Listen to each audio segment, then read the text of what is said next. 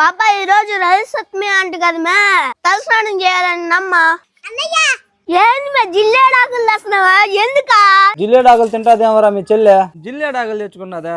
అంత ఎట్కారం వద్దులే మామా. ఈ రోజు రథసప్తమి కదా, జిల్లేడాకులు తలపైన పెట్టుకొని నీళ్ళు పోసుకోవా?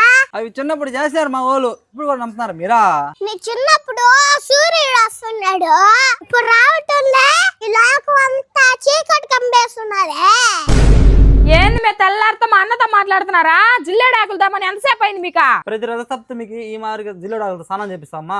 అవునన్నా, రథసప్తమి అనే మాఘ శుద్ధ సప్తమి నాడు సూర్య భగవానుడు జన్మించిన రోజు అని మనందరికీ తెలిసిందే కదా. ఈ రోజు 7 గుర్రాల రథంపై సూర్యుడు ఉత్తరాయణంలోకి ప్రవేశిస్తూ చలిని తొలగించి వెచ్చని కాంతిని ప్రసాదించే రోజుగా అనుకుంటాం. కాబట్టి ఈ రోజున జిల్లేడాకులతో స్నానం చేసి సూర్యారాధన చేస్తే ఐశ్వర్యం ఆరోగ్యం చేకూరుతాయని నమ్ముతాం. ఈ రోజుని ఆరోగ్య సప్తమి అని కూడా అంటారన్నా. అవునమ్మా, చిన్నప్పుడు జిల్లేడాకులు కోసుకొచ్చి మరి తల మీద పెట్టి స్నానం చేస్తున్నాం కాబట్టి అప్పుడు అందరూ ఆరోగ్యంగా ఉన్నాం. ఇప్పుడు నిద్ర లేస్తే హాస్పిటల్ బతికైపోతుంది మంది.